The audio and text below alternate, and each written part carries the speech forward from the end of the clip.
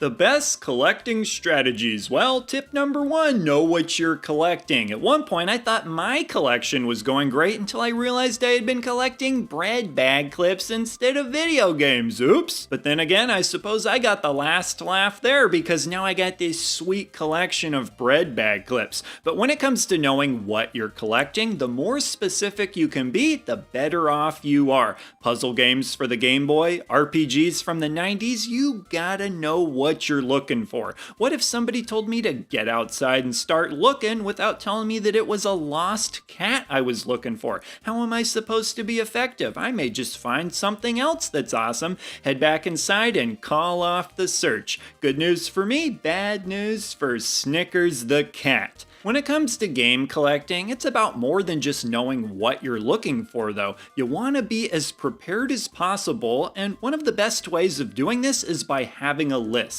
After having done some research, you should have a pretty good idea of which games you want and at what price you'd be willing to actually buy them. Because here's the thing, regardless of where you're looking for games, whether it be out in the wild, online, in your dreams, I've gotten some sweet deals there, opportunities for some games come and go quickly. Somebody could snatch a game up at any second. Ever regret not buying a game when you had a chance to? Yeah, add that to the list of life regrets.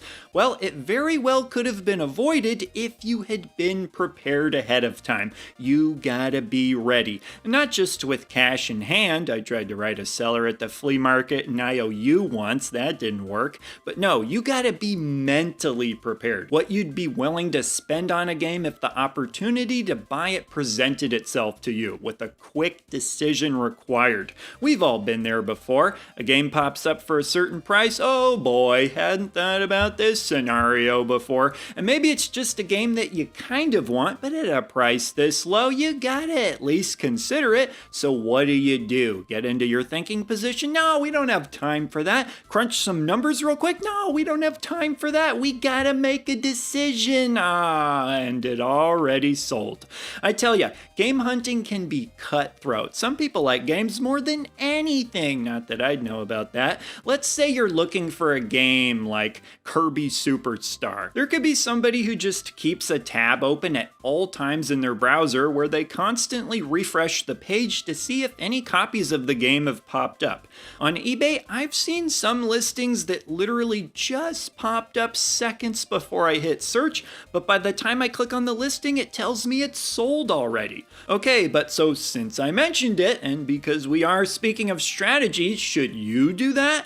Well, this is where you gotta evaluate what your time is worth. Because here's the thing, you could be searching for new listings and hit the refresh button as often as every 20 minutes for 3 days straight. But let's just say that a good listing pops up 3 minutes after one of those times you checked. The listing could very well have already been sold by the time you check again. And then what about things like different time zones and the possibility of the listing popping up while you're asleep? What are you gonna do? Pull an all-nighter hitting refresh? At some point you're getting into the camping outside a store territory. All that being said, you can still get good deals by refreshing your browser often. Just keep your expectations in check.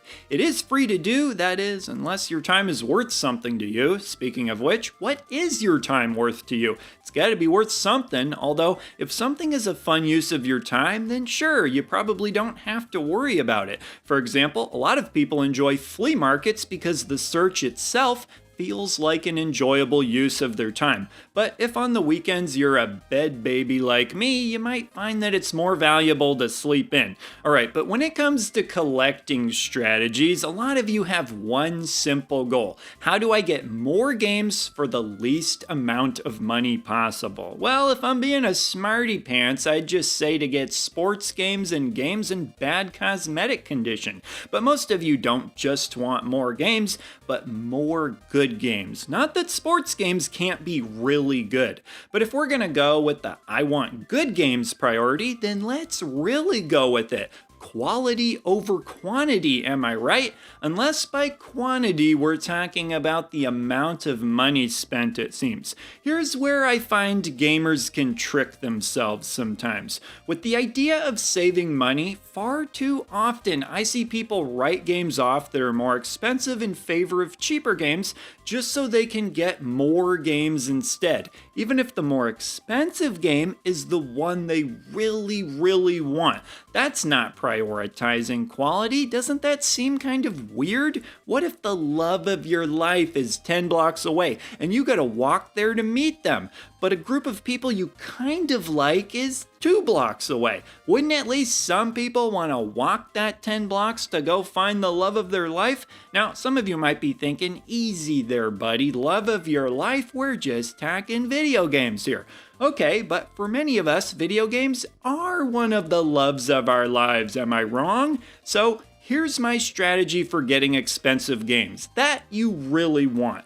Hold off on lesser games and save up your money for a while to buy them. I feel like I never see anybody ever mention this sort of approach. Do the funds for buying certain expensive games have to all come from a single month's budget? For something like Bananas, sure, at 19 cents a nanner, it can all come from a single month's budget, even if you are a gunslinger loading up on them. But for most people, most things they buy need to be budgeted for. And sure, for some games, no amount of saving up money could ever justify spending what they cost. And maybe you just feel there's enough masterpiece games at lower prices that you don't need to bother with the more expensive games.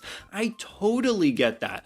All I'm saying is that if you were going to spend a bunch of money over time on a load of lesser games anyways, then maybe it's at least worth considering just buying the one masterpiece game instead. Just maybe, that's all. And if you're worried about feeding high prices, then just wait for it to become available for a price slightly lower than its market value. It can be done. I've done it for like 90% of my games, and that way you've done your part as an individual to not feed the trend of the price inching upwards. But if you're looking for another way to purchase expensive games that have eluded you, here's an additional option. Buy the Japanese version. Many games don't have a language barrier to be able to play the game, and some Japanese games even have some English in them anyway. Heck, the Japanese version of Silent Hill 2 can be played entirely in English, spoken dialogue and everything. For many consoles, the process of playing games from other regions on them is fairly simple.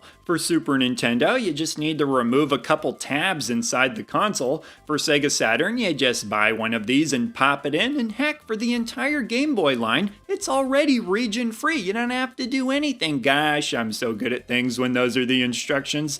Just pop the cartridges right in and you're off to the races. Now, some of you might be thinking, if I'm going to collect a game, I want the version from my own region, to which I would say, why? Wouldn't it seem kind of novel to own some Japanese games? I mean, after all, if we're looking to collect older games specifically, so many of these games were made in Japan, so why should there be any stigma in owning a game made for that region? If anything, a lot of collectors find it to be cool and perhaps even more authentic in a way.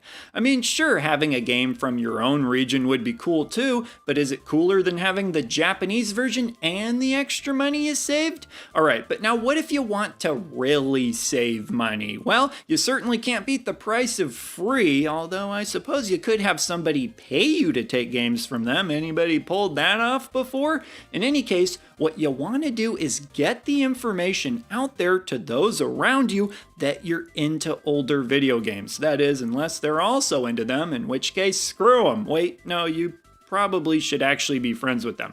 But ideally, you want everybody you know to be aware that you are into this stuff, so that if they ever come across anything or know somebody who has old games lying around that they don't want, they'll know that you do want them. You want to be known in your extended social circle as the video game person. If you are, then mission accomplished. That way, when they come across video games, they'll instantly think of you. Might even excite them, and often they'll cut you a deal or even just flat out give them to you for free since they know you're so passionate about them. This scenario has worked out for me 0 times, unfortunately, but I've certainly heard of it working for many many other people, and I'll be gosh darned if I ain't still holding out hope.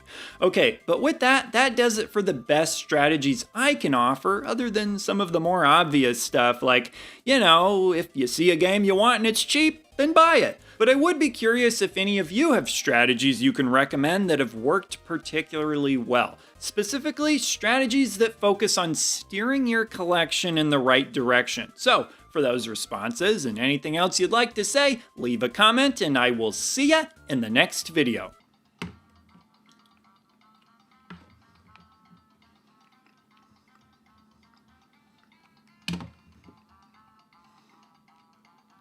Oh, Snickers is still out there. Snickers!